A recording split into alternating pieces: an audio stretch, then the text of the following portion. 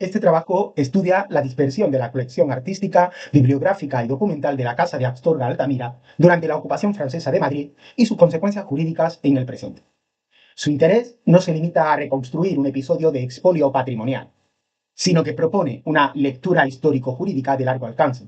Distingue entre apropiaciones violentas, producido en un marco bélico, ventas posteriores realizadas en el marco de la crisis económica de la nobleza y transmisiones efectuadas bajo títulos aparentemente válidos. Esta distinción resulta esencial, porque evita interpretar toda dispersión patrimonial como expolio y obliga a valorar cada bien según su procedencia, trayectoria y régimen jurídico aplicable. El análisis parte de la ocupación napoleónica, incorporando la evolución del derecho de gentes, los límites de la práctica del botín de guerra, la transición hacia la protección internacional de los bienes culturales y los problemas que plantea hoy la reivindicación de obras desplazadas hace más de 2 siglos. En este sentido, el trabajo no formula una reclamación simplista, sino una cartografía jurídica de posibilidades y obstáculos. Se adopta una perspectiva comparada y pedagógica examinando el derecho vigente entre 1808 y 1813, contrastando ese marco con el derecho internacional contemporáneo y estudiando la incidencia del derecho civil español. Además, plantea la utilidad docente del caso para la formación universitaria en Derecho, Historia del Arte y Gestión del Patrimonio.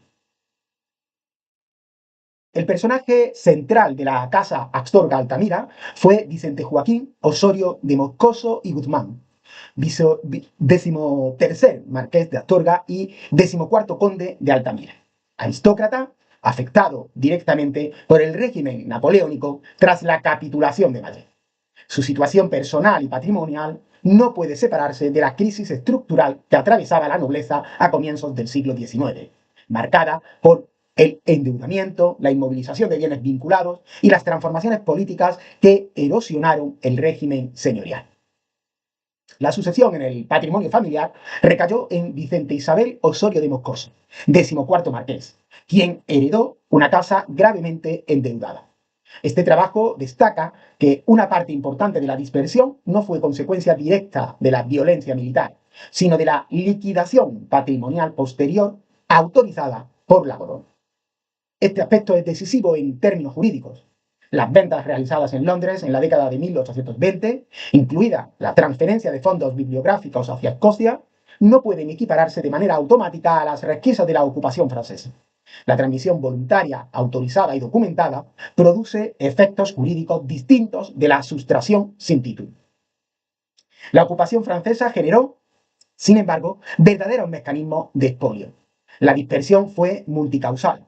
Coexistieron confiscaciones públicas, apropiaciones privadas, regalos políticos, ventas forzadas, ventas legítimas y adquisiciones posteriores por museos o coleccionistas. El principal mérito del trabajo reside en ordenar esa complejidad y en insistir en que la calificación jurídica de cada objeto depende de una investigación individualizada de procedencia. La guerra produjo desposesiones reales, pero la crisis de la nobleza y la transformación del régimen de propiedad explican otras salidas. La consecuencia interpretativa es importante. El historiador del derecho debe separar el drama patrimonial de la calificación jurídica, aunque ambos pertenezcan al mismo proceso histórico. El estudio sitúa los hechos entre 1808 y 1813 dentro del derecho de gentes anterior a las grandes codificaciones humanitarias. En el plano doctrinal, autores como Grocio y Vatel habían formulado límites morales y jurídicos al saqueo, diferenciando entre botín militar, bienes públicos, propiedad privada y objetos sagrados. Sin embargo, esas elaboraciones no disponían todavía de mecanismos coercitivos eficaces.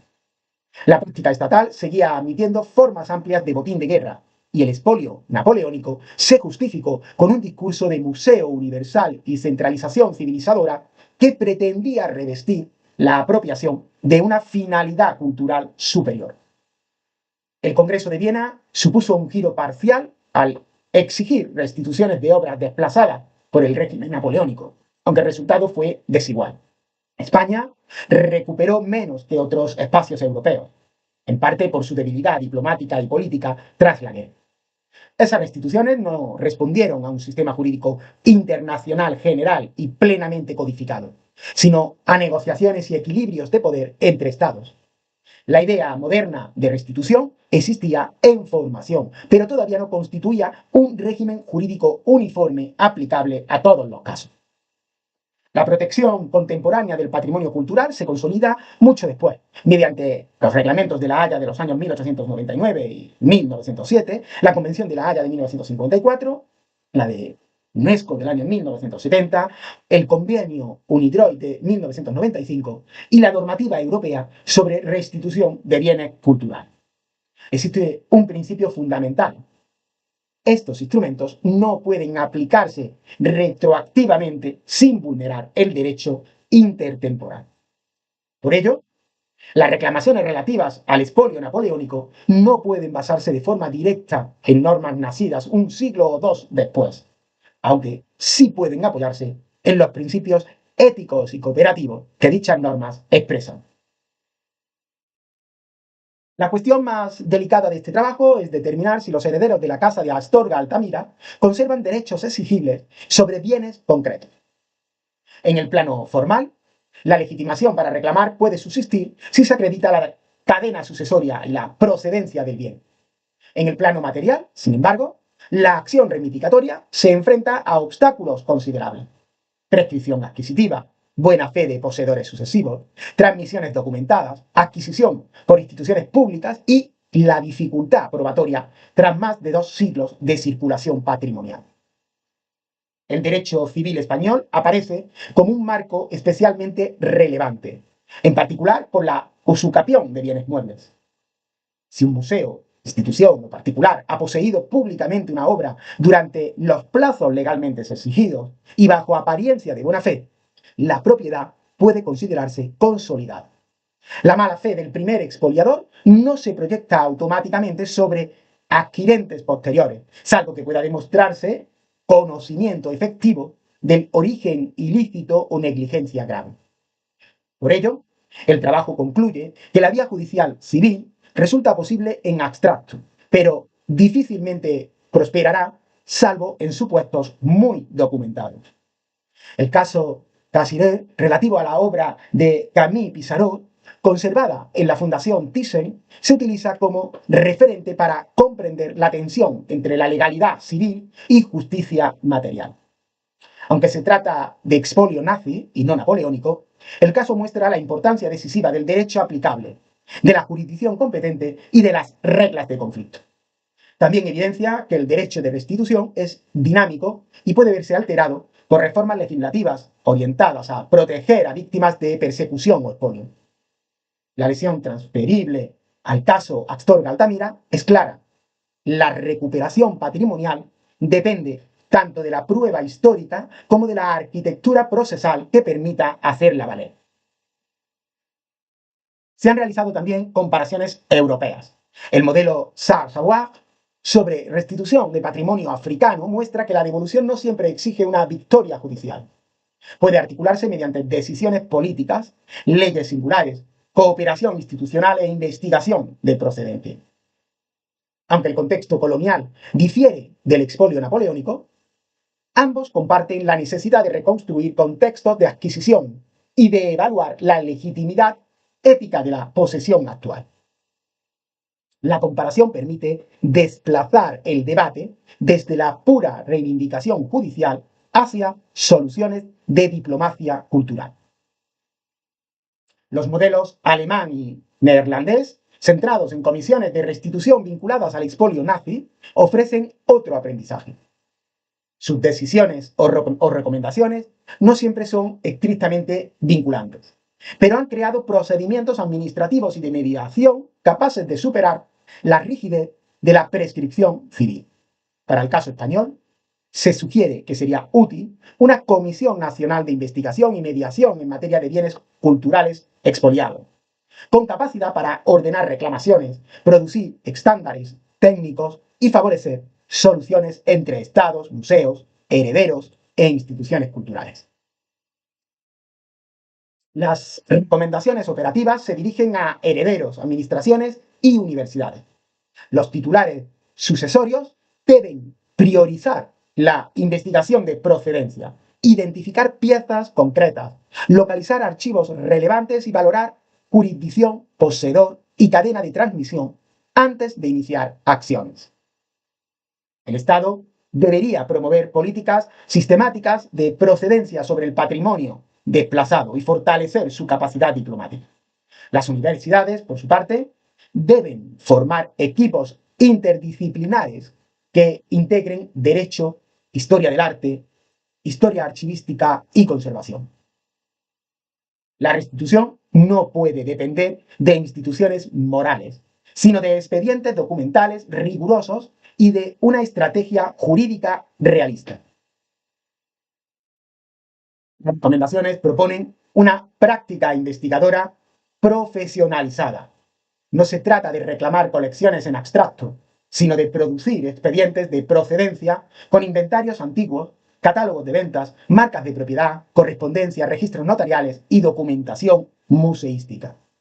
Solo esa reconstrucción permite pasar de la evocación del expolio a una reclamación viable, sea judicial, administrativa, diplomática o moral.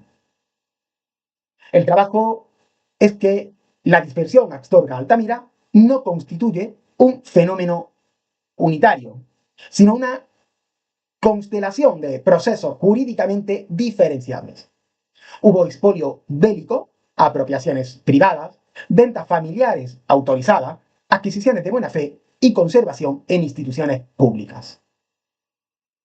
Esta pluralidad obliga a abandonar relatos simplificadores. No toda obra dispersa fue robada, pero tampoco toda circulación posterior sanea moralmente una sustracción originaria. La investigación histórica debe reconstruir la trayectoria singular de cada pieza antes de formular una conclusión jurídica. Desde el punto de vista del derecho aplicable, la principal conclusión es la fuerza del principio intertemporal. El derecho actual del patrimonio cultural no puede aplicarse retroactivamente a los hechos de la Guerra de la Independencia, aunque sus principios orientan la cooperación contemporánea. En el plano civil, la prescripción y la buena fe del poseedor constituyen obstáculos mayores. En el plano ético y diplomático, en cambio, aquí sí que subsisten vías significativas: mediación, acuerdos voluntarios, reconocimiento histórico, préstamos de larga duración, restituciones simbólicas o investigaciones compartidas. La aportación más relevante del presente trabajo reside en conectar históricamente patrimonio, cultura y formación universitaria. El caso Astorga-Altamira obliga a enseñar el derecho no como un sistema cerrado de normas abstractas, sino como una práctica situada en el tiempo, atravesada por memoria, violencia, documentación y justicia material. En última instancia, se puede concluir que la restitución de bienes culturales no puede resolverse solo con categorías patrimoniales. Requiere una cultura profesional capaz de distinguir entre lo jurídicamente exigible, lo históricamente probado y lo éticamente razonable. En conjunto, se desplaza la restitución desde el terreno de la indignación hacia el de la técnica histórica y jurídica. La aportación principal de este trabajo no consiste en prometer soluciones automáticas, sino en mostrar cómo deben formularse los problemas para que sean tratables. La colección Astorga-Altamira se convierte, por ello, en caso de estudio sobre derecho intertemporal, circulación de bienes culturales y responsabilidad contemporánea frente a desposesiones históricas.